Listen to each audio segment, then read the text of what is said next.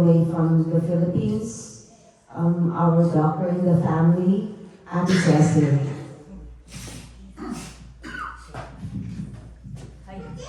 Hello. Good evening, everybody. First of all, I would like to thank everybody for the support, for the love and care that was given to my loving sister. I would also to make mention of my classmates, Dr. Edith and Dr. Rika, all the way from New York, being with us also. Thank you so much, and for all the friends, family members here, thank you. And thank you also for the staff ng Mount Sinai. Wala po akong masabi. I'm a doctor and I really can compare yung quality of care na bibigay ng Mount Sinai sa ate ko. For the nurses who took care of her. Well, kasi ako talagang, siguro kaya wala na akong tears. Naubos na sa hospital ko. And siguro yung para sa akin, parang na-fulfill ko yung talagang kulang before that I did not do to my sister. Because this time, dahil nga nabigyan ako ng chance na talagang bantayan ko siya sa hospital, linisin ko siya with the nurses, with the staff, parang fully accomplished. Thank you, dear sister. Thank you for my loving sister. Anyway, nung maliit po kami, 9 po kami magkakapatid, and I was the 4th sibling. Ate Yoli was the 3rd, tapos ako yung pang-apat. Sabay-sabay po kami nag-aaral, so just imagine 9 kami, and then our parents, kung minsan, si Papa ko, ano siya, parang millionaire, dami ng pera, biglang pupunta sa mga hotel, and then kung minsan, wala. Ganun, parang one day millionaire, one day wala. And suddenly, nung maliit ako, sabi ko sa parents ko, Ma, bisa ako maging doktor. Okay, sabi nila. But along the way, parang ang hirap kasi we were 9 in the family. And it was so hard, you just can't imagine. You know? And to tell you, itong sister ko was a nurse who worked in Saudi. And honestly, I wouldn't be a doctor if not for her. If not for Ate Yoli. She had sacrificed so much for the family nung time na nasa medicine ako, every ka. It was so hard for me kasi wala namang credit card. You still have to go home para lang kumuha ng pera.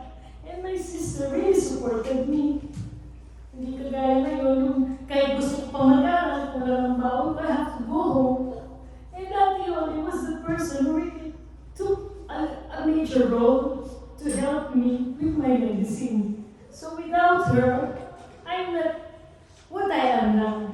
I'm not a doctor, maybe baka simple life. And also, of course, my sisters, Ate Donna, Ate Yoli, were also very mga elders ko. They really also help a lot. So my point is, ang laking factor talaga ng family kasi nagtulong-tulong kami lahat.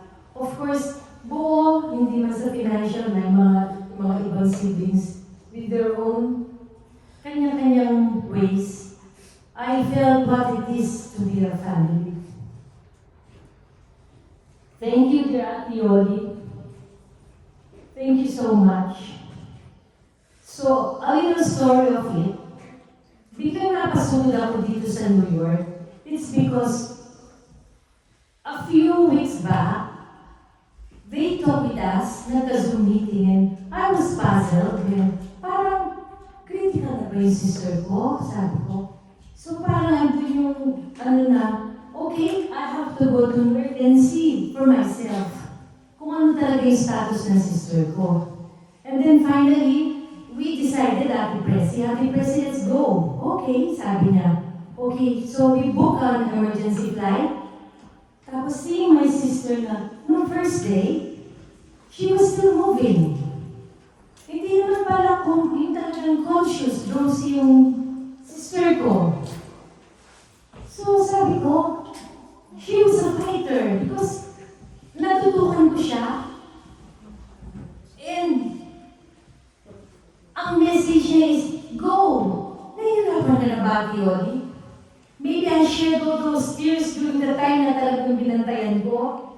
ka na ba, Theory? Give me a sign. Press my arm. Press my fingers. Hindi. Now I realize why. To tell you frankly, alam nyo, mga sisters, brothers, ang talagang message pala after all ni Ate Yogi was for us to all gather around. Yun nakita ko day by day. Because she was struggling so hard, alam ko, hirap na siya. Until yung time na day na nag-emergency na, nagtawag na si Tita Presi because nakita ko bumaba bigla yung oxygen saturation. Oh my God, sabi ko. Ito pinakamahirap na part. Because I don't want to see my sister na magalit sa akin and then what will I decide? Intubate ba siya or what? So sabi ko, Lord, please help me. Kasi kung intubate siya, the more na mal-longer yung sufferings niya. And I don't want to decide it for myself. Kasi being a doctor, parang ganun pala kahirap. It was so easy with other patients to say na okay, o ganun. Pero ito kapatid ko na parang hirap na i-deprive siya of the intubation, but think of it, nahihirapan na siya. So that was maybe the biggest difficulty in decision making na naramdaman ko. So finally, yun na nga yun, we let the normal course of my sister go on. No? Ang pinagtatakan ko, it was really a big miracle. I tried to ask the nurse, kung wala na on her own na siya, ano ba yung status mo? Mga ilang hours pa? 6 hours? Doktora, sabi ng nurse, more or less mga 6 hours. I was looking at my watch. Because sabi ni Kay, darating siya, evening pa.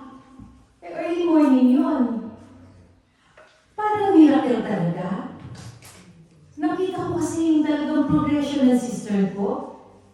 Nag-struggle siya. And until finally si Kay dumating, more than 12 hours from the time na talagang she was on her own. She was not intubated, own oxygen niya. Malakas pa rin siya. And then finally, nung pagdating ni Kay, after the prayer, bigla parang miracle.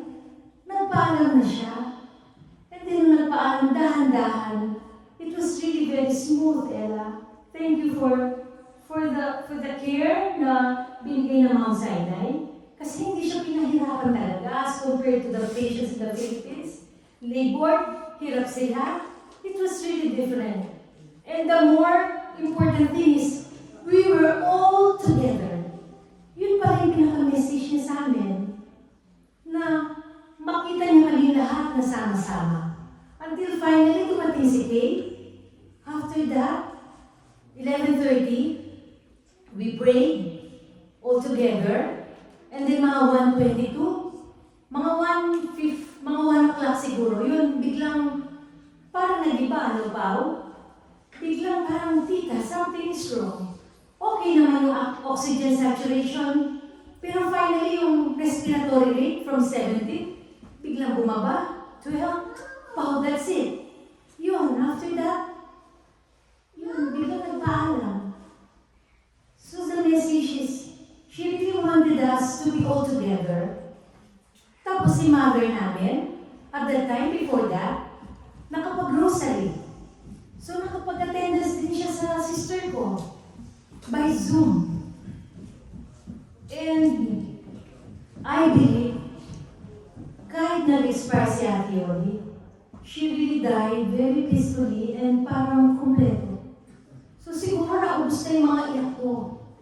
Naubos na yung iyak ko na binigay lahat sa hospital and siguro kaya hindi na ako parang maiyak ngayon. I feel that she has, parang nakuha na niya. Ang talagang aim niya is to gather all of us together with my mom. Thank you, my dear sister. You have been hero. Not just a sister, pero hero ka sa aming lahat. Thank you so much. We will miss you.